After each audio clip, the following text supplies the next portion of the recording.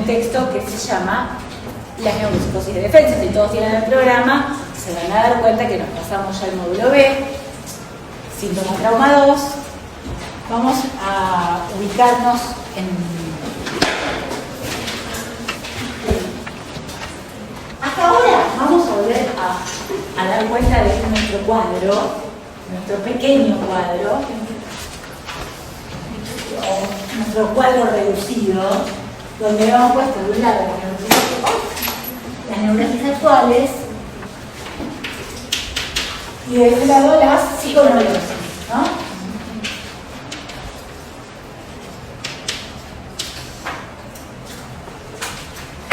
¿En qué se dice? Voy a preguntarlo por enésima. Primero, ¿cuál es la etiología de las neurosis de las dos? Sexual. Ya sabemos que es sexual. ¿Qué se diferencia este grupo de este grupo?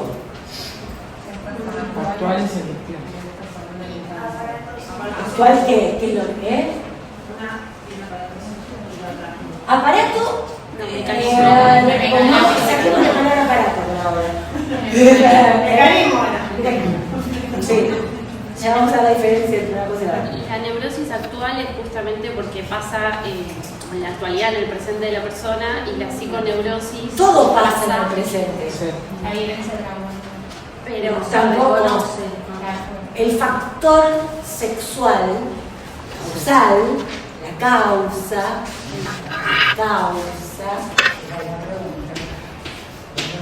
la causa de este lado es actual. ¿Y este? Es en la infancia. Pero hay algo más. En dos tiempos. En dos tiempos.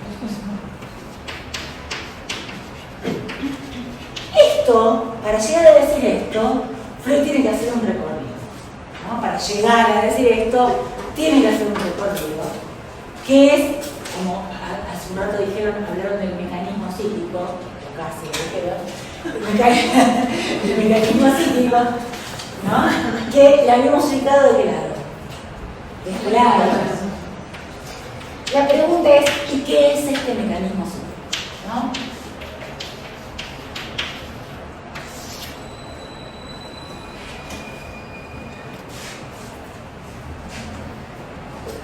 Cuando digo que hice un recorrido, entiendo que ustedes también ya vieron en teóricos el texto El mecanismo psíquico de los fenómenos, sobre el mecanismo psíquico de los fenómenos históricos. ¿Lo vieron el texto? Sí. Recordemos sucintamente, rápidamente, que Freud allí ubica al trauma como vivencia teñida de afecto, ¿no?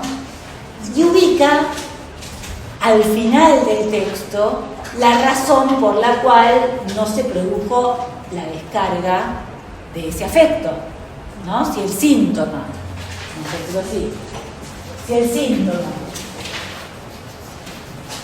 tiene una evidencia teñida de afecto, ¿no? En su base, en lugar de la causa, ¿sí? La pregunta era, que deja ahí, es ¿y por qué no se descargó ese efecto? ¿Por qué aparece como síntoma?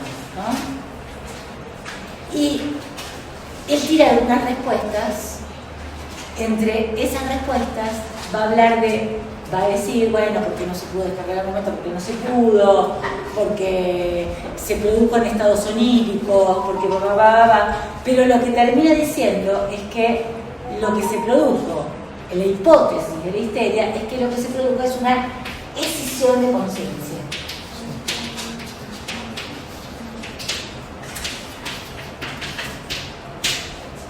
¿Qué quiere decir escisión de conciencia? La separación. Una separación de la conciencia, exactamente.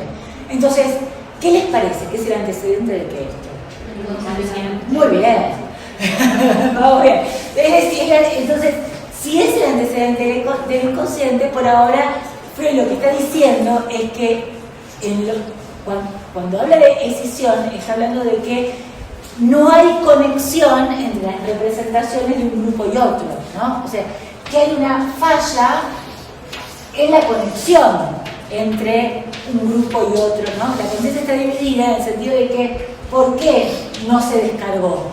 Porque los nexos asociativos están bloqueados, ¿no? Y eso hizo que no se produzca la catarsis o la reacción de ese afecto. El método catártico llevaría a que, al ponerlo en palabras, se restablezcan los nexos asociativos, ¿no? Que estarían desconectados, ¿sí? ¿Hasta ahí se entiende? Sí. Bien. Cuando retoma, digamos, este tema, lo retoma en este texto que se llama Las neuropsicosis de defensa, y que es un texto de 1894. Nosotros vamos a ver un texto de 1894, que se llama Las neuropsicosis de defensa, y después vamos a ver un texto de 1896, que se llama Nuevas puntualizaciones sobre la neuropsicosis de defensa. ¿Por qué? Porque 2 años después va a ser un agregado a lo que va a decir en este. ¿Qué va a decir en este? En principio nos va a hablar de lo que va a ser este mecanismo psíquico que es la defensa, que hasta este momento no lo había dicho. O sea, habló de la decisión de la conciencia, pero no habló de cómo se produce la decisión de la conciencia. Es la pregunta. ¿Y cómo se produce la decisión de la conciencia?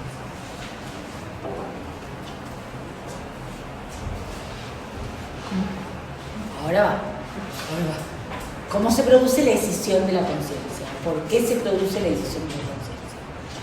Va a tener va a trabajar, va a nombrar diferentes hipótesis que manejan otros psiquiatras o médicos de la época que también admiten la decisión de la conciencia en la historia. Es un hecho admitido, no solo por Freud.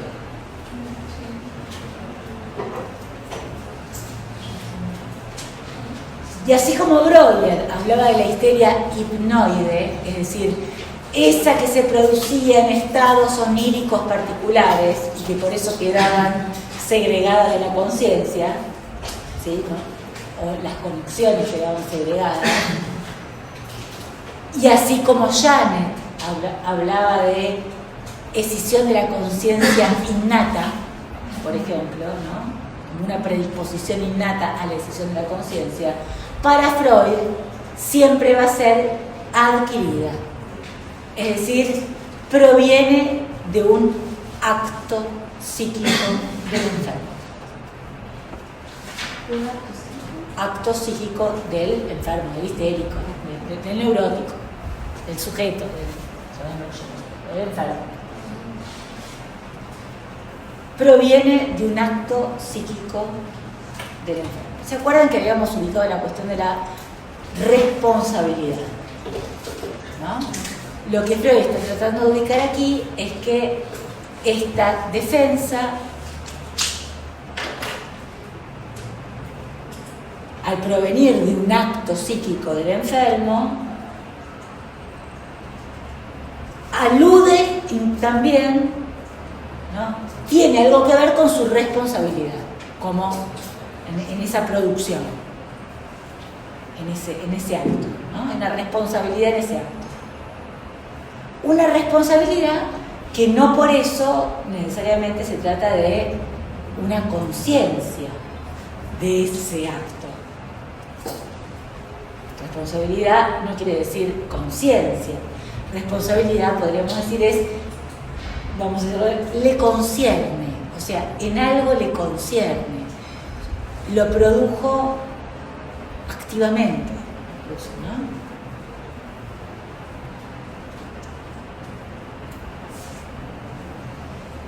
Entonces, una vez que hace un pasaje por todas las teorías sobre la decisión de la conciencia, él se va a referir a la de él, a la que le importa, a un tipo de defensa, va a decir.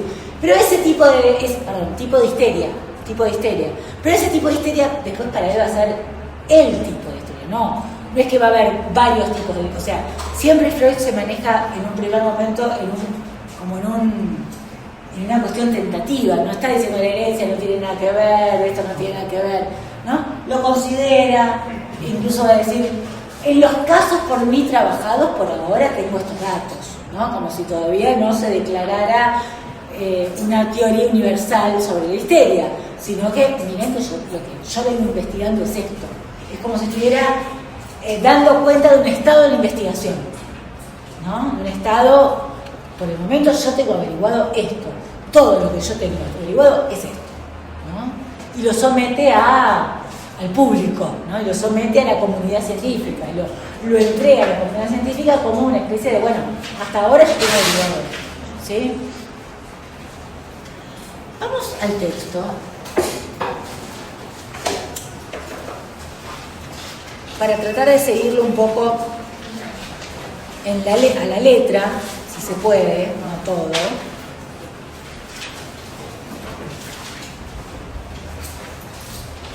Primero va a decir que la histeria va a tener en común algo en común, un carácter en común con otros cuadros. Es aquí donde él agrupa a la histeria, que ya lo habíamos hecho acá, ya lo dijimos acá porque cuando teníamos este cuadro ya era un cuadro del 98, o sea, ya pasó por este agrupamiento.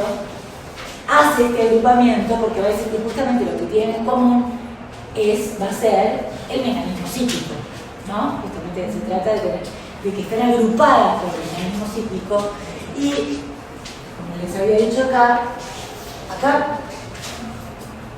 había ubicado la paranoia en lugar de la psicosis alucinatoria, pero es una psicosis, no importa. En este texto va a hablar de histeria, neurosis obsesiva y psicosis alucinatoria.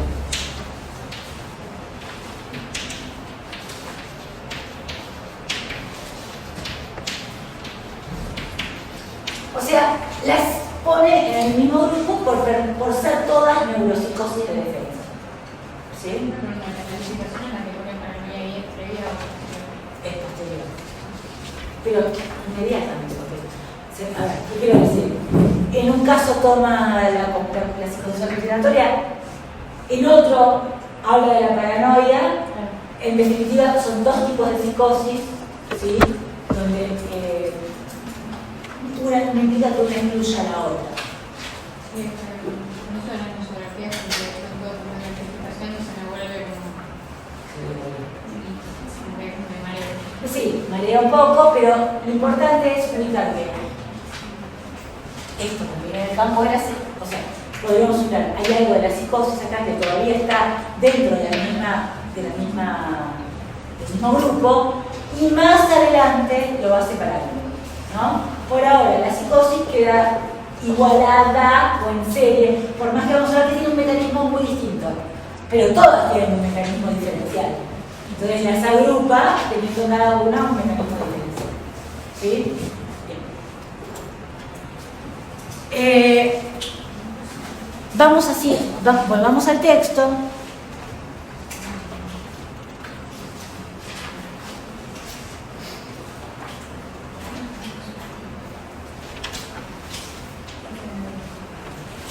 Y fíjense que en la página 48, después de que habla de Janet, de Breuer, hay un momento en el párrafo donde dice ahora puedo aportar la prueba, ¿no? ¿Ven lo que está haciendo? Aporta la prueba.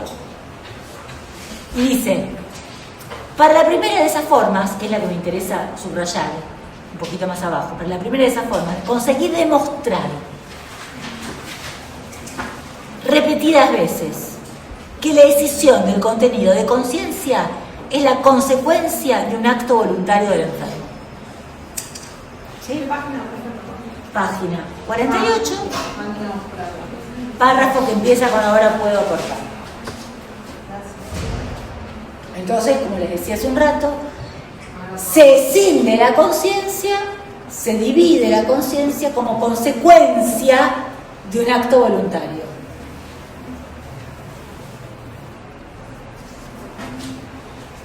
Vamos a la página 49. Pues bien, dice en un párrafo, pues bien, esos pacientes por mí analizados gozaron de salud psíquica hasta el momento en que sobrevino un caso de inconciliabilidad en su vida de representaciones. Es decir, hasta que se presentó a su yo una vivencia, una representación, coma, una sensación. Acá las pone como equivalentes, si bien no son necesariamente equivalentes, pero es como si uno puede decir, a una le corresponde la otra. Para que haya representación tiene que haber habido vivencia, ¿no? Bien.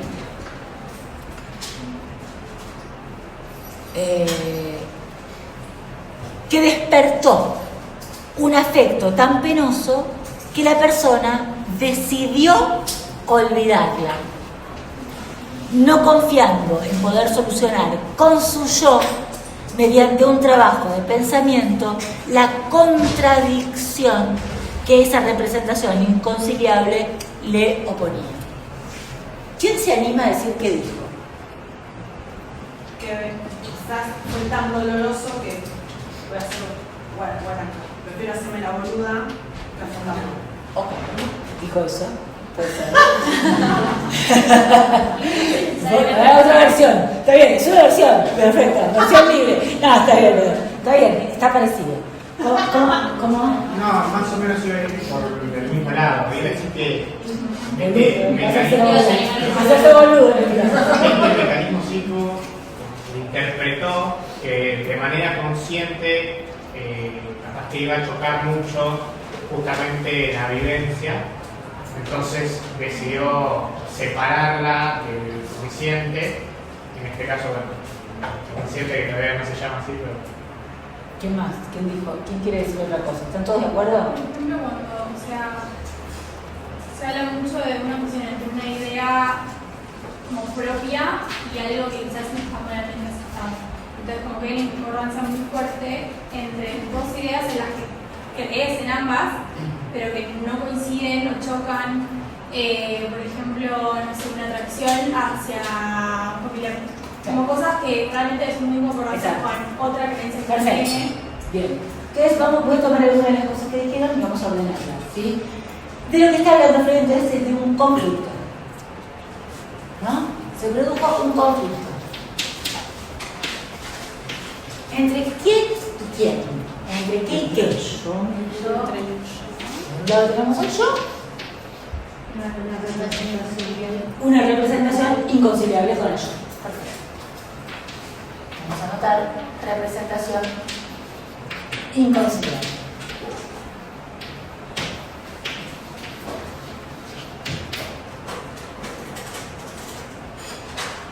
¿Qué pasa entonces? ¿Qué pasa con la solución de ese conflicto? Dice, el yo decide olvidarla. Decide olvidarla. ¿No? O sea, no la soporta. ¿Qué quiere decir inconciliable, les parece? No puede conseguir. Muy bien, perfecto. Entonces tenemos, en principio, del yo, creo que se nos había dicho esto, por ahora, la idea del yo que tiene Freud es la de una masa o conjunto de representaciones. Entonces tenemos representaciones que forman el yo, ¿no?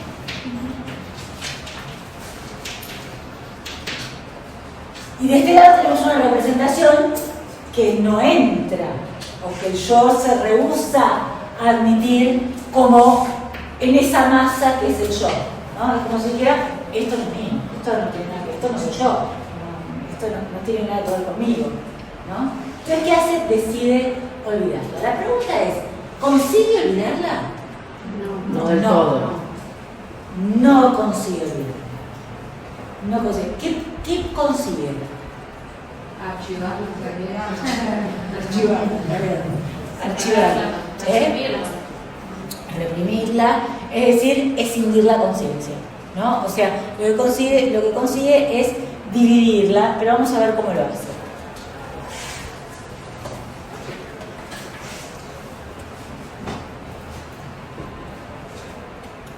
Dice, desde luego, no sostengo que el enfermo se proponga producir una escisión de conciencia. No es que dice, voy a escindir mi conciencia. Pero él no alcanza su meta, sino que genera una escisión de conciencia. O sea, quiere olvidar. No es lo que quiere. No quiere escindir la conciencia. Lo que quiere es olvidar. Y lo que genera es una escisión de conciencia. ¿Se entendió? Bien, sigo.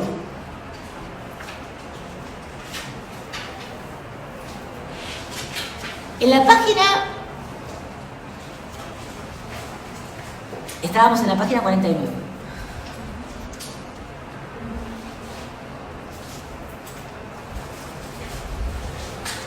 Vamos a la página 49 al final. No, vamos al párrafo anterior. En personas del sexo femenino, ¿no? 49. 49. En personas del sexo femenino, tales representaciones inconciliables nacen las más de las veces sobre el suelo del vivenciar y el sentir sexuales. O sea, son representaciones sexuales. Estamos en el momento en que todavía dicen la más de las veces, pero después ya sabemos que todas las más de las veces se le borró. Es sexuales, ¿no? Pasa en la sexualidad. Y dice, no puedo aseverar, por cierto, que el empeño voluntario constituya, un poco más abajo, un acto patológico. Tampoco sé decir si ese olvido deliberado se logra. Solo sé que en los pacientes por mí analizados, sigue diciendo todo el tiempo con cauto, ese olvido no se logró, sino que llegó a diversas reacciones patológicas que provocaron una histeria o una representación obsesiva o una psicosis alucinatoria. O sea, el olvido no se logró, lo que se logró fue el síntoma y no el olvido. En la aptitud para provocar mediante aquel empeño voluntario uno de estos estados, todos los cuales se conectan con una decisión de conciencia, ha de verse la expresión de una predisposición patológica. Paro aquí un cachito para aclarar algo. Freud acá está diciendo, bueno, ¿y por qué en algunos casos histeria? ¿Por qué neurosis obsesiva? ¿O por qué confusión alucinatoria? Dice, bueno, no lo sabe. En realidad, el supuesto que está poniendo es que, bueno, tiene que haber una actitud previamente innata, ¿no? Recién en el texto que vamos a ver después, que es el de 1896, piensa que hay predisposiciones distintas acontecidas respecto de las tres, y no innatas, sino vivencias acontecidas respecto de las diferencias entre los tres cuadros, ¿sí? Creo que entonces sigo. Por ahora, predisposiciones que no sabe cuáles son, innatas, ¿no? Y dice, acerca del camino que desde el empeño voluntario del paciente lleva al síntoma, o sea, ¿qué pasa entre el empeño voluntario del síntoma? Algo pasó en el medio, ¿no? Dice lo siguiente, la tarea que el yo defensor se impone, tratar como non arrivé, o sea, no acontecida. La representación inconciliable es directamente insoluble para él. No se puede. Una vez que la huella anémica y el afecto adherido a la representación están ahí, ya no se los puede extirpar. Por eso equivale a una solución aproximada de esta tarea lograr convertir esta representación intensa en una débil, arrancarle el afecto, la suma de excitación que sobre ella gravita. Entonces, esa representación débil dejará de plantear totalmente exigencias al trabajo asociativo, empero la suma de excitación divorciada de ella tiene que ser aplicada a otro empleo. Sí, un cachito más, en la histeria, el modo de volver inocua la representación inconciliable es transponer a lo corporal la suma de excitación, para lo cual yo propondría el nombre de conversión. Bueno, ¿qué dijo? ¿Qué dijo? ¿Qué les parece que dijo? Mucho. La histeria, para que justamente esta representación no tenga daño, lo que hace es justamente esto de convertir lo que le saca el efecto y lo reproduce en lo corporal, generando el síntoma. Lo traslada, Lo transpone o claro. Lo traslada ese afecto a lo corporal. Así es. Pero antes, ¿qué pasó? ¿Cómo hace para trasladar el afecto? Tiene que producir algo antes. quitarle el afecto, ¿no? Quitarle el afecto. De lo que se produce es entre lo que llaman, vamos a la representación inconsciente. Profe, es como que le sacaría energía, por así decirlo. Ahora vemos qué es el afecto. Ah, ¿Qué es el afecto? Ahora habla de afecto. Yo creo que debería plantear el afecto, ¿no? ¿Qué es afecto? Carga. Carga. Como insoportable, sí. Ahora, ¿no? Suma de Todo eso, Suma de excitación. Suma de excitación. En principio lo que decía es, afecto no es sentimiento. Eso primero, pónganselo a la cabeza. No quiere decir sentimiento. Vamos a, este texto va a contestar al final del texto a qué le llama monto de afecto o suma de excitación. Lo va a contestar al final, ¿sí? Pero en principio no es, ¿no? Vamos a pensar que es, Para. Entonces, todavía no dice qué es. No es un sentimiento. ¿Sí? Bien. Entonces dice que hay una representación inconciliable. Esa representación inconciliable está compuesta por una huella mnémica, una huella en la memoria, cargada de un afecto.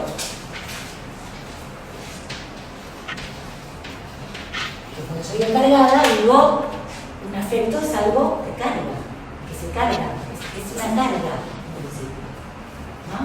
Puede cargar una representación. ¿Tiene? ¿No? Adherida a un efecto. Como si fuera algo que la, ¿no? Que se ancló. Que se ancla, que la ancla, que le da un peso particular. Lo que hace la defensa es, el yo primero, el yo es querer olvidar, no lo logra. Lo que logra es, al querer olvidar, lo que logra es divorciarle, quitarle, arrancarle el afecto y ese afecto mandarlo, transponerlo al cuerpo.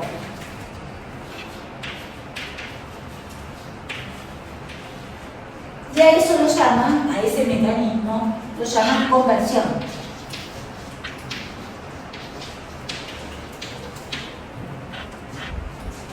¿Y la huella? ¿En dónde? No habla de inconsciente, no habla. Adherido a otra representación. Adherido a otra representación. El afecto. ¿Y la huella? El grupo psíquico. Exactamente. Grupo psíquico separado o secundario, o sea, un grupo psíquico segundo, ¿no? ¿Qué quiere decir grupo psíquico segundo? Grupo psíquico escindido de la conciencia, ¿se entiende? ¿No? Y a otro grupo no conectado. Ese es entonces, es el comienzo de la decisión de conciencia, ¿no? Bien, entonces, el mecanismo es, primero, quiere olvidar, no logra el olvido, logra la decisión de la conciencia por un lado, y por otro lado, la transposición del afecto al cuerpo. ¿Se entendió? Ese es el mecanismo. Que en la histeria es la conversión, lo llaman conversión, transponer al cuerpo. ¿Vieron Elizabeth en seminarios? ¿Qué síntoma tiene Elizabeth? Pérdida de balance. Entonces, ¿a qué parte del cuerpo? A las piernas, exactamente. Es decir, que esas piernas están cargadas porque ese efecto ¿de dónde proviene? ¿De una? ¿Cuál sería la representación inconciliable? ¿Se acuerdan?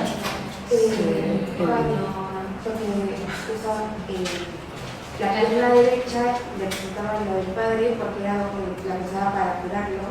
Era la que usaba para curarlo, ¿qué más? Pero hay una que es más inconciliable.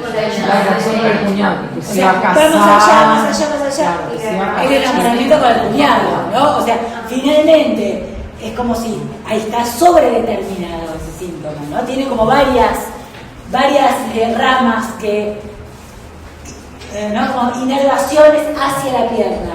la pierna es la que tal cosa, el estejen, la palabra estejen, ¿no? Que no puede avanzar, no poder dar un paso en la vida, ¿no? Etcétera, y el enamoramiento con el cuñado va, ¿no? Por todos esos puentes lingüísticos llega a la pierna como, ¿no? Como un modo de no avanzar y de prohibirse, ¿no? y de apartar ese pensamiento inconciliable, ¿no? Entonces, la pierna termina siendo el lugar donde Freud, así como lo va a decir Freud, queda como lastre por defenderse o por apartar esa idea inconciliable, ¿no? El lastre es, bueno, se queda con el síntoma, ¿no? Por eso le llama un símbolo anémico como lastre, a esa frase, donde dice: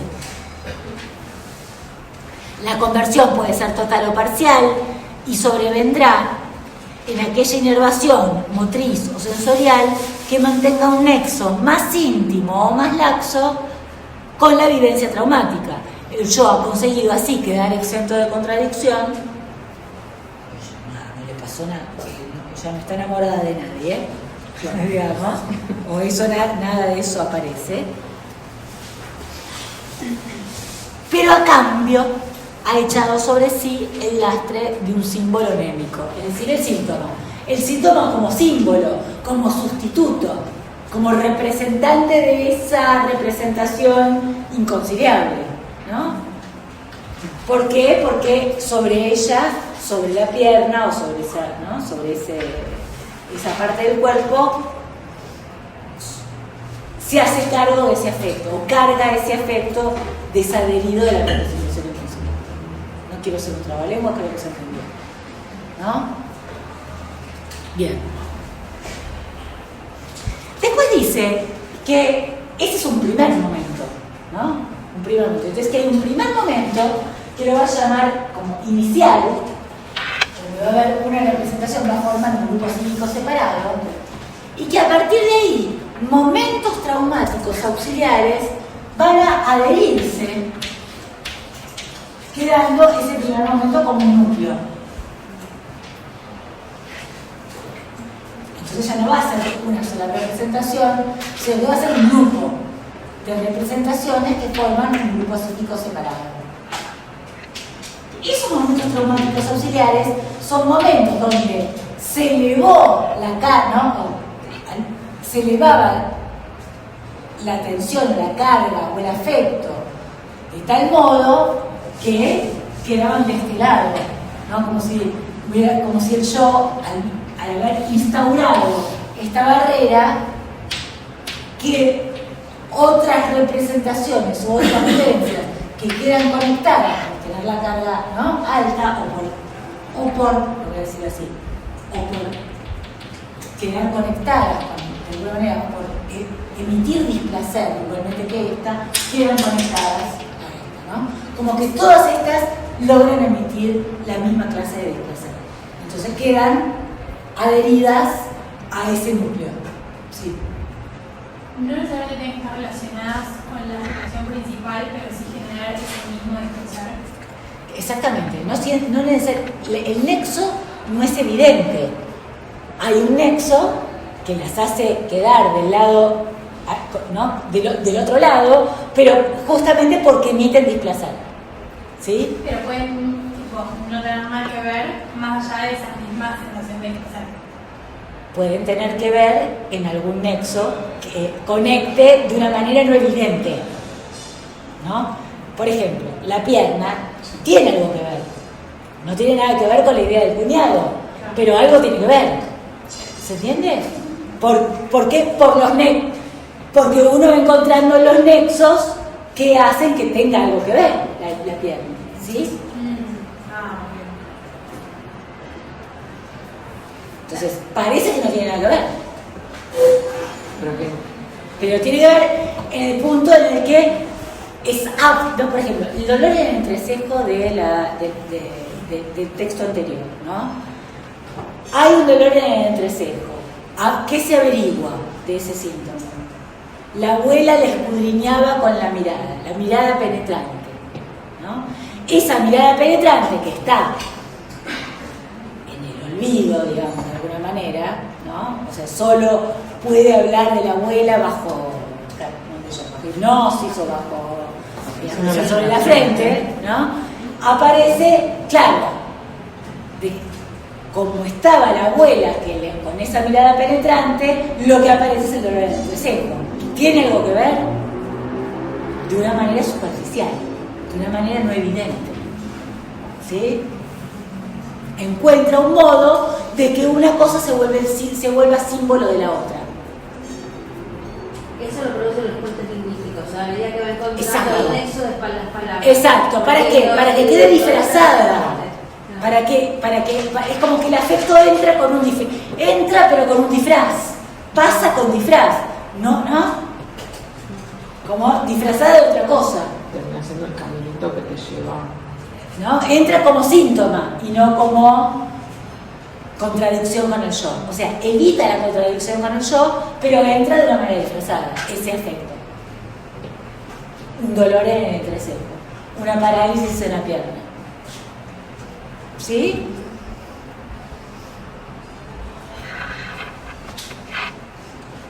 Bien.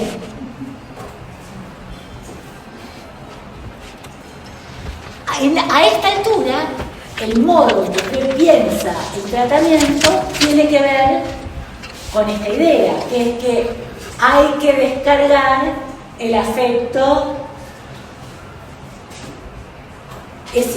digamos que se unió al síntoma, o sea, tiene que ser, por eso habla del método catártico todavía. ¿Cómo lo haría? Volviendo a conectar al afecto con la representación originaria, la representación de la que parte, ¿no? O sea, tratando de romper esta barrera y volver a conectarse. Cuando una vez se conecta, entonces debería ser descargado. Hasta este momento, ese es el método, ¿no? Esto rápidamente empieza a tener un problema. ¿Por qué empieza a tener un problema? Porque supongamos que se descargó. La paciente se va, ya no le duele la pierna, pero 2 días o 3 horas le vuelve el síntoma, quiere decir que esa descarga no se descargó nada, digamos, ¿no? O sea, eso que suponía una descarga y que entonces, ¿no? Debería ser la cura, no produce la cura. El método catártico empieza a quedar rápidamente cuestionado. ¿Por qué? Porque los síntomas vuelven.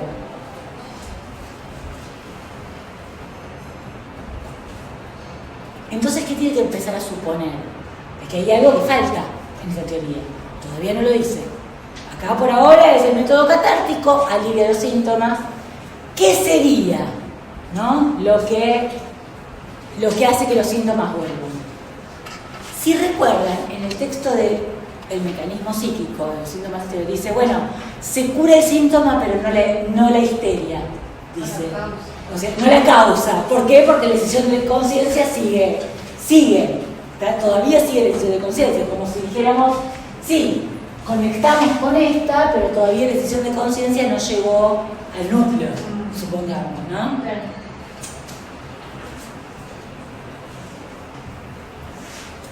Todavía, ¿no? Hay algo ahí donde todavía no está claro qué es lo que se logra recordar, ¿no? Bajo la presión sobre la frente o bajo hipnosis. Si se trata de la decisión de conciencia completa que cae o alguna de las representaciones que están en torno al núcleo. Es como si yo dijera, bueno, llegamos a la causa final. Por ahora, él lo que está diciendo es, yo les cuento cuál es el mecanismo. El mecanismo es este, ¿sí? Yo estoy adelantando un poco cuáles son los obstáculos a ¿no? Y por qué tiene que hacer nuevas puntualizaciones, ¿sí? Bien.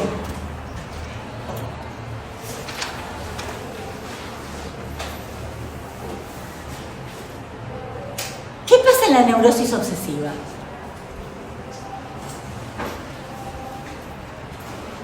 Se extrae extrae el afecto de la huella anémica a la estado de vida, se transporta a una representación niña. Perfecto, muy bien, ¿me entendieron? O sea, en lugar de ir al cuerpo va a otra representación. O sea, es el mismo mecanismo del divorcio, pero en lugar del cuerpo a otra representación. O sea, se queda en el ámbito del pensamiento, dice Freud. Por eso lo que aparece, una representación niña quiere decir en sí misma no inconciliable. O sea, ¿por qué debería ser inconciliable con el yo? No sé. Tener celos, ¿no? ¿Cuál dijiste? Vestidos, claro. ¿Por qué debería ser inconciliable tener celos? Los celos del primer síntoma que vimos. ¿Por qué debería ser? No es inconciliable con el yo. Podría haber conciliar perfectamente eso con el yo, por más que sea un padecimiento. Lo que era inconciliable en ese síntoma era el enamoramiento de ella con el joven. ¿Se acuerdan? Aparecía como los celos con el marido, pero lo inconciliable era su propio enamoramiento, ¿no? Entonces, lo que Freud dice es que en la neurosis obsesiva hay algo menos ventajoso que en la histeria, porque si pasa a otra representación en lugar del cuerpo, el afecto lo seguimos teniendo en el ámbito del pensamiento, y ese displacer en el pensamiento sigue exigiendo un trabajo psíquico, digamos, ¿no? Porque no se resuelve del mismo modo que en la histeria. No estamos diciendo que en la histeria la cosa sea genial, tenés que bancarte una parálisis o un dolor, etc. Pero el yo se ve más exento de contradicción, ¿no? Por más que en el otro, el yo, digamos, padece por una representación ridícula o absurda, no carga sobre sí la representación inconciliable. ¿La ansiedad podría ser una neurosis obsesiva? ¿A qué le llamas ansiedad? Y a los pensamientos que están todo el tiempo. Bueno, entonces si a eso le llamas ansiedad, es un pensamiento que, si a eso le llamas ansiedad, no lo sé, si eso es ansiedad, sí, digamos, que se trata de un pensamiento que insiste y que, como decíamos, un pensamiento que insiste, pero que se vuelve absurdo en el punto de la razón, ¿no? ¿Se acuerdan? Pero si no hiciste, vos no fuiste que no hiciste nada. Pienso que le dije algo terrible, pero si no le dijiste nada terrible, pero no, para mí se enojó, ¿no? ¿Por qué se lo dije? ¿Por qué le dije esto? ¿Por qué no? Insiste, ¿no? Pregunta. Entonces, tanto la histeria como la neurosis obsesiva, el mecanismo es por conversión. No. La conversión es para la histeria. A la neurosis obsesiva lo va a llamar falso enlace.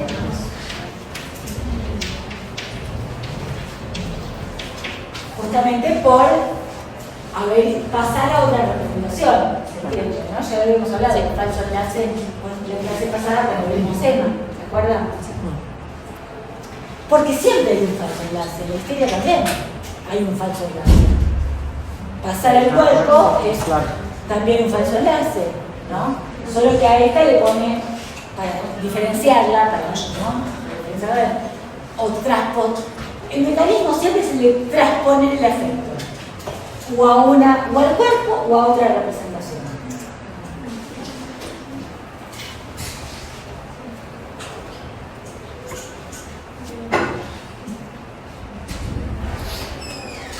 Y Freud de ejemplos, me los van a leer, no me voy a detener tanto en los ejemplos porque estamos hablando de muchos ejemplos, ¿no? Actuales o qué sé yo, o que ya vimos, pero pone el ejemplo de una mujer que tiene una fobia por haber ido una vez al cine, miedo a orinarse, miedo a hacer, ¿no? Y representación inconciliable tenía que ver con haber sentido una excitación en el clítoris porque le gustó a alguien, ¿no? Y entonces ya no quiere ir, ¿no? Ya no quiere ir solo a un lugar porque tiene, o sea, la conexión clítoris, pis, digamos, orina, al quedar ahí conectado, ¿no? Le quedó uno en lugar de la otra.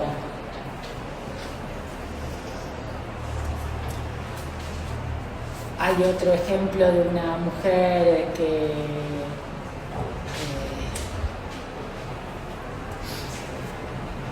teme acuchillar a su hijo.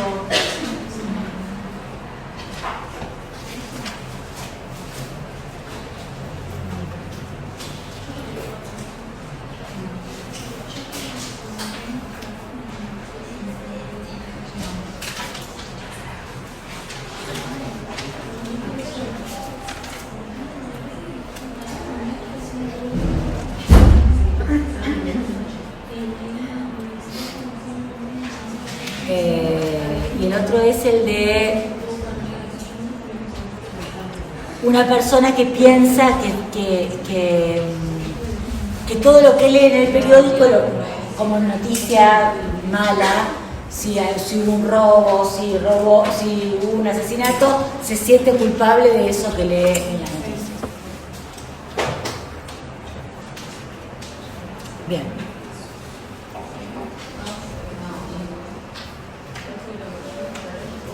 Entonces, la cuestión es que el afecto permanece. Ese es el punto, ¿no? Como reproche, como autorreproche o con alguna variedad, pero especialmente se trata del autorreproche. Permanece, y por eso Freud dice que hay una defensa continua en la neurosis obsesiva, que lo va a trabajar mejor en el texto que sigue, ¿no? Aparece algo de una defensa, hay que defenderse contra ese afecto, ¿no? Exige una defensa continua porque todavía tiene que hacer cosas para defenderse de ese afecto. No alcanza con la pierna. La pierna es una defensa acabada. Le duele la pierna, se terminó. Por eso es tan repetitivo. Exactamente. El afecto sigue produciendo displacer y entonces hay que renovar las medidas defensivas, ¿no? Esa característica de que la defensa es continua es lo que va a darle el carácter específico a la neurosis obsesiva y es lo que lo va a hacer trabajar sobre la pregunta por el factor compulsivo. ¿De dónde viene el factor compulsivo? Lo que no acaba, digamos, ¿no? De resolverse, lo que no se resuelve. Por último, les voy a leer, antes de hablar de la psicosis alucinatoria, un último parrafito de la página 58, al final de la página 58, donde dice: opino, sin embargo, que el mecanismo de transporte del afecto es demostrable en la gran mayoría de las fobias y representaciones obsesivas y sostendría que estas neurosis, aclaro que la fobia en este momento Freud la asimila a la neurosis obsesiva, o sea, para él es el mismo cuadro, fobia y neurosis obsesiva, después lo va a separar, pero por ahora la tiene ahí. Y sostendría que estas neurosis, a las que con igual frecuencia hallamos aisladas o combinadas con una histeria o una neurastenia, no pueden situarse en un mismo grupo con la neurastenia común. O sea, está diciendo esto. Pueden aparecer combinadas, pero son dos grupos distintos. ¿Sí? Para cuyos síntomas básicos no cabe suponer un mecanismo psíquico, es decir, defensa. ¿Entendió? O sea, generalmente pueden aparecer combinadas una histeria con una neurosis obsesiva, con una neurastenia, etc. Pero lo que hay que diferenciar es qué síntoma pertenece a cada cuadro. Y, de nuevo, acá no hay mecanismo psíquico, mientras que acá sí. ¿Se entiende esto? Por más que tengamos una combinada, Hay un síntoma histérico que tiene el síntoma histérico responde al mecanismo psíquico y hay un síntoma neurasténico que no responde al mecanismo psíquico. ¿Sí? Bien. Psicosis alucinatoria. La diferencia, va a decir, es que en este caso lo que no se produce es el divorcio entre la representación y el afecto. Por lo tanto, es muy diferente si no hay divorcio entre la representación y el afecto. De lo que Freud habla es una desestimación. Desestima. El yo desestima. Y habla de desestimación como si fuera un mecanismo distinto. No es lo mismo que el divorcio. No es lo mismo que transponer el afecto a otra representación, ¿no? Divorcio entre la representación y el afecto es una cosa y acá es desestimación de la representación junto con el afecto. Tratarlo como si no hubiera acontecido. Desestimarlo. Pero aconteció. O sea, no es que no aconteció, lo desestima. Y al desestimarlo, dice, tiene un costo esto, que es al mismo tiempo, con ello, desestima un fragmento de realidad exterior, un fragmento de realidad objetiva. Se pierde de la realidad, ¿no? Por eso la confusión alucinatoria.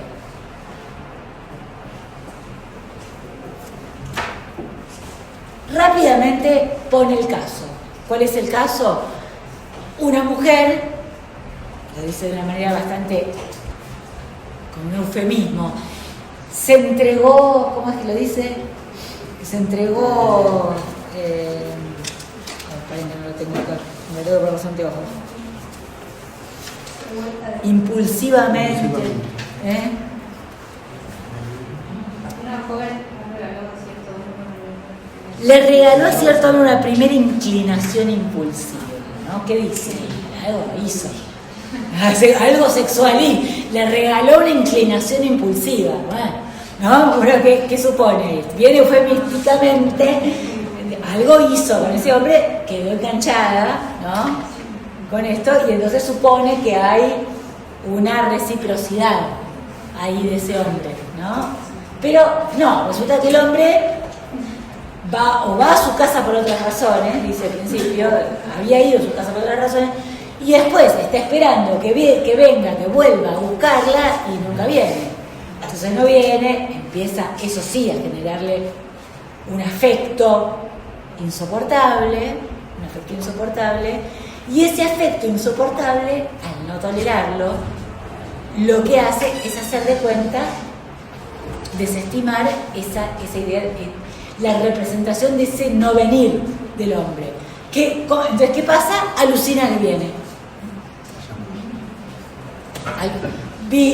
De repente es feliz, desestima el no venir y de repente aparece la alucinación de él viniendo, teniendo una noche de amor, se llevan bárbaros, exactamente. Entonces están ahí en ese amorío donde ella lo habla con él, están ahí, están bárbaros, produciendo una alucinación. Entonces, claro, es mucho más exitoso, entre comillas, diría Freud, ¿no? Freud lo dice exitoso, es un poco más exitoso, es feliz ahí, digamos, durante pero con un costo importante, pérdida de la realidad objetiva, ¿no? Ahí sola, creyendo que, ¿no? Que el hombre la ama y que no perdió nada, ¿no? No perdió nada de esto. Con lo cual se dan cuenta que es muy distinto el mecanismo. Es una defensa, pero es una defensa muy diferente, ¿no? Esto más adelante va a hacer que este cuadro se va realmente a diferenciar de estos, van a quedar en otro grupo, ¿no? Pero todavía no. ¿Hasta acá? ¿Preguntas? Quedó claro, ¿no? En las tres hay división de conciencia, entonces. No. ¿Cuál? En la última no. No se produce la división de la conciencia. Lo que se produce es una desestimación. Ah, ok. Y esa desestimación, que es distinta, ¿no?, de la representación junto con su afecto, retorna desde el exterior, ¿no? O sea, la retorna como alucinación, la retorna del exterior. Entonces no podríamos hablar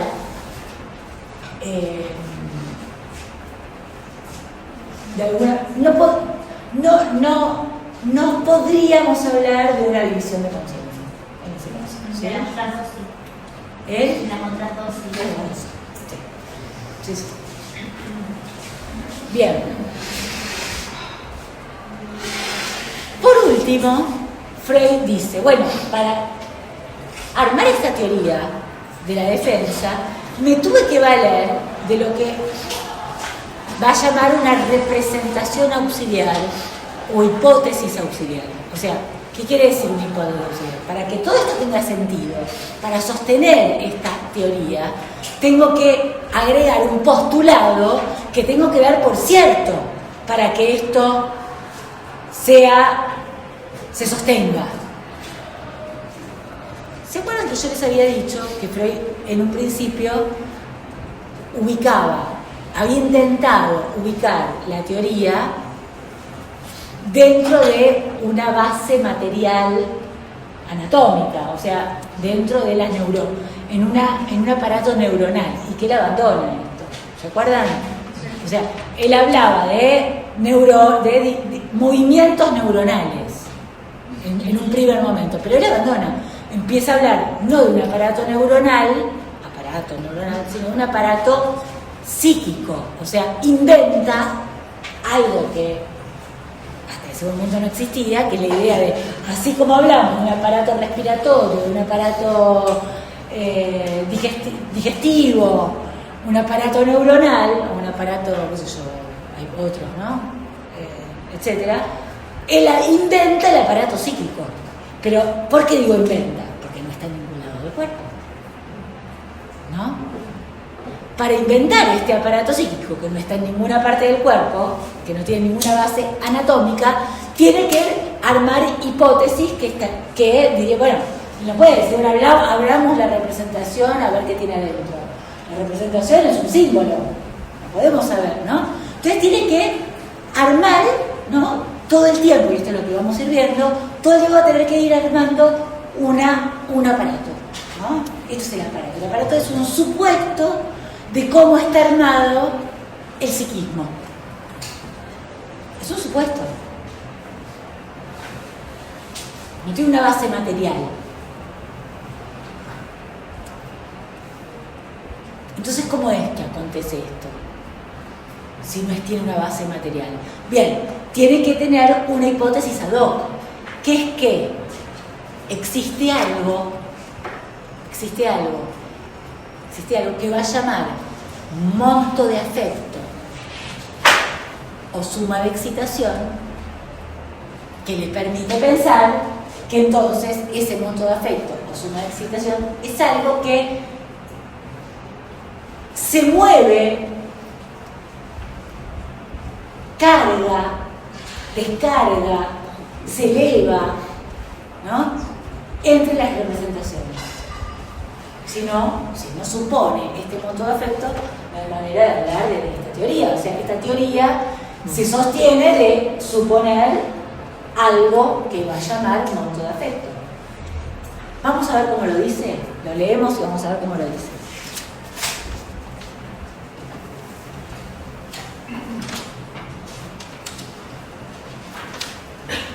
Página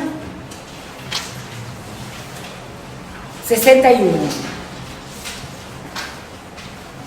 Por último, expondré en pocas palabras la representación auxiliar de la que me he servido en esta exposición de la neurosis de defensa. He aquí, en las funciones psíquicas, cabe distinguir algo, monto de afecto, suma de excitación, que tiene todas las propiedades de una cantidad, aunque no poseamos medio alguno para medirla. O sea, no podemos medirla, porque no tiene ninguna base material para medir esta suposición de la cantidad. No puedo decir hay mucho o poca, ¿no? para medirla. Tenemos que suponer algo que es susceptible de aumento, disminución, desplazamiento y descarga, y se difunde por las huellas némicas de las representaciones como lo haría una carga eléctrica por la superficie de los cuerpos. O sea, tomando el modelo de la carga eléctrica, arma un aparato psíquico, ¿no? Y dice que también al mismo tiempo es tomando el modelo de las neuronas, donde ustedes saben que las neuronas también se mueven con cargas, ¿no? Entre las dendritas y los axones y qué sé yo y todo eso. Bien. Entonces, supone un aparato compuesto por representaciones psíquico, y que entre esas representaciones hay una carga que va a llamar con todo afecto una cantidad que puede cargarlas a estas representaciones, moverse entre ellas, ¿no? Y también descargarse. ¿Sí? Es una hipótesis. Nada de eso se tendría sin esa hipótesis.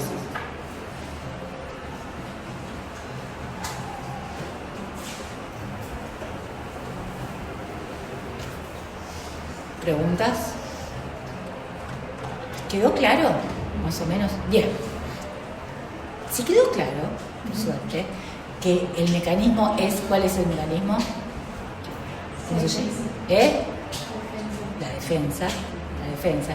Y que para cada uno de los cuadros hay una defensa distinta, vamos a ubicar cuál va a ser la diferencia con las que nos vamos a encontrar en las nuevas puntualizaciones. Todavía no lo vamos a leer, pero vamos a ir ubicando qué es lo que tiene que decir, o sea, a qué viene a decir en las nuevas puntualizaciones. Lo que va a decir primero es que no alcanza con que en cualquier momento de la vida se dé una vivencia o una representación inconcebible. No es en cualquier momento de la vida. No alcanza con que en cualquier momento de la vida se dé una vivencia o una representación inconcebible, tal como parecía que quedaba dicho en el primer texto, en este texto. Entonces dice, bueno, tengo que agregar algo, no alcanza con que aparezca la gana de orinar, o resulta que fue porque la señora un día se excitó, ¿no? ¿Se entiende? No alcanza. Eso puede estar, pero eso no alcanza para dar cuenta de lo que va a llamar trauma psíquico o trauma sexual. No alcanza. Eso en sí mismo no alcanza para el trauma. Es como si dijéramos, a Emma no le alcanza la escena de los pasteleros, de los empleados, de la tienda de los empleados. Falta la de los pasteleros, ¿no? O sea, no alcanza con que en la vida adulta se haya dado una vivencia sexual que haya quedado como recuerdo, de todas maneras, como representación, y que después produzca un displacer. No, hay que incluir la sexualidad infantil, o lo que sucede en la infancia, una vivencia de la infancia. ¿Por qué hay que incluir lo que sucede en la infancia? Primero porque es lo que va a encontrar clínicamente, ¿no? O sea, encuentra que una vez, nosotros habíamos dicho, los síntomas vuelven. Bueno, a ver qué pasa. Que los síntomas vuelven. Entonces, va más allá con la causa, ¿no? Y aparecen otras evidencias. Porque supuestamente en las primeras estadios del desarrollo mental infantil hay como hasta las primeras huellas némicas, hay una etapa en el medio donde ese desarrollo se para, y cuando después de la pubertad vuelve de nuevo a esa representación, se ve la aquella huella némica de esa primera parte Tal cual, exactamente. La cuestión es, ¿por qué esto pasa exclusivamente, porque ya al final va a decir, con las representaciones sexuales? Es decir, ¿por qué la sexualidad? Y entonces, ¿por qué la sexualidad? Es porque hay una característica de la sexualidad humana que es donde hay que ir a buscar la respuesta a por qué la defensa, o es decir, ¿Por qué se produce la decisión de la conciencia? Se da con respecto a las representaciones sexuales. ¿Por qué la causa siempre es sexual? ¿Se entendió? Y la característica de la sexualidad humana, como decía la compañera, es que la sexualidad humana se da en dos tiempos. O sea, hay un intervalo entre la infancia y la pubertad. En realidad no lo dice así todavía. Vamos a decir que una cosa es que la sexualidad, es que una vivencia sexual se dé en la infancia frente a la inmadurez o la prematuración, vamos a decirlo así, de ese niño, y otra cosa es que esa es lo que sucede con esa vivencia después de la pubertad. O sea, ese intervalo, esa inmadurez de lo sexual le da a la característica de la sexualidad en los seres humanos una particularidad. Es decir, que lo que pasa en un tiempo va a tener otro valor en el segundo tiempo. ¿Sí?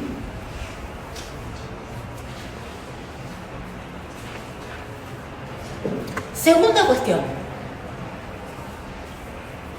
Habíamos dicho en este texto, en el que vimos hoy, que la predisposición para adquirir o una histeria, o una neurosis obsesiva, o una psicosis alucinatoria, la predisposición. ¿Por qué? En algún caso se produce una histeria, en otro se produce una neurosis obsesiva, en otro se produce, ¿se entiende? ¿Por qué? Entonces ahí habla de una predisposición innata. O sea, como si la predisposición estaría en el tiempo cero. Mientras que lo que va a ubicar es que esa predisposición va a ubicarla en el tiempo 1 del trauma. ¿Sí? En el segundo momento. Esa predisposición va a depender de lo que sucede en la infancia, no de lo que sucede en la herencia o en la constitución, sino de lo que sucede en la infancia. Recuerden, ¿no? Como si vamos a ubicarnos en la infancia. Lo que predispone no viene con la herencia o constitucionalmente, se produce en la infancia.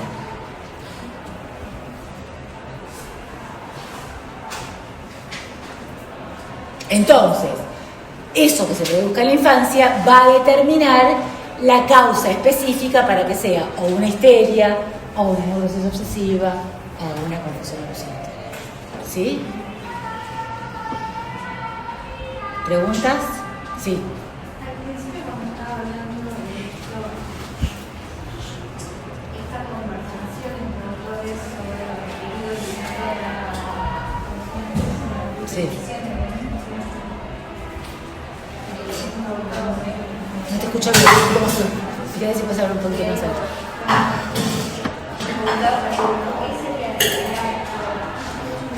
El acto voluntario del enfermo. ¿Eso me estás preguntando? No. el acto psíquico que para Freud es adquirido, Sí. tiene la violencia. El acto psíquico es querer olvidar. La quiere ahuyentar. Ese es el acto psíquico. Por eso dice, proviene de un acto voluntario del enfermo, querer olvidar. Pero ese, entonces, ahí, ¿logra olvidarla? No. ¿Qué logra? La decisión de la conciencia. O sea, eso no se produce con conciencia, dice Freud, ¿no? Lo que hay es un querer olvidar, y lo que obtiene es un síntoma. O sea, consigue la decisión de la conciencia y como lastre el síntoma.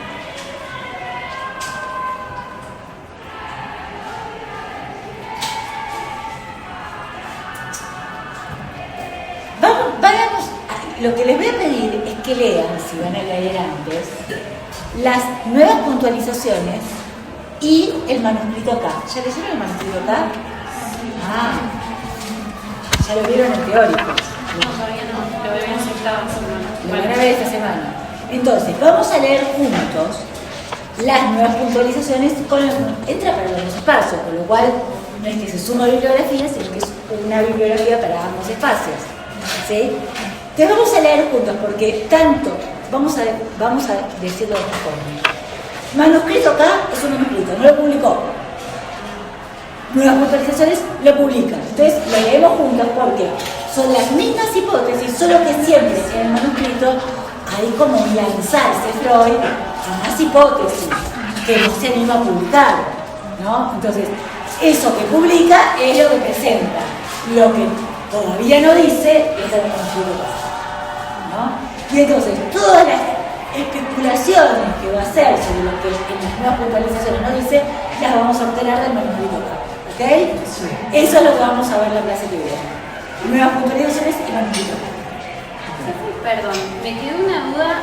En el caso de la psiconeurosis, el mecanismo de defensa sería justamente esta desestematización.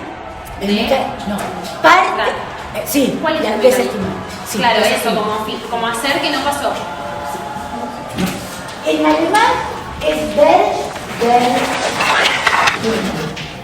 Yo pensé que hay una palabra en alemán. Sí. Ver. Es otra palabra. Ese es el punto. Como esta palabra, que después va a quedar un poco relegada en la obra de Freud, más adelante Lacan, cuando la va a retomar y va a decir especificidad del mecanismo de la psicosis. La retoma de este momento en donde Freud habla de una tarea distinta del yo, ¿no? El yo hace otra cosa, digamos, ¿no? Es otra cosa. Entonces, para poder ubicar la diferencia, desestimación, por ahí no queda tan claro, que cuando uno ubica ya la palabra en alemán, está diciendo acá pasa esto, ¿no?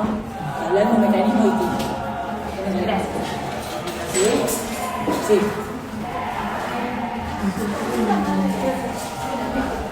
¿Cómo? De chusma. Pero los cuadros clínicos que hoy son de borde entre una psicosis y una neurosis, ¿están ubicados? ¿Ya tienen este? Bueno, vamos a ver si para Freud existen los de borde, en todo caso. Pero vamos a ver más adelante qué es el. Freud nunca dice de borde. Esto es una clasificación post-freudiana. ¿Sí? En la clasificación freudiana no existe de borde. Vamos a ver qué clasificaciones más adelante se pueden asemejar a lo que algunos post-freudianos llamaron de borde. Pero no es de Freud esa clasificación, ¿sí? De chusma. Te lo contesto de chusma. Te cuento el chusmerío.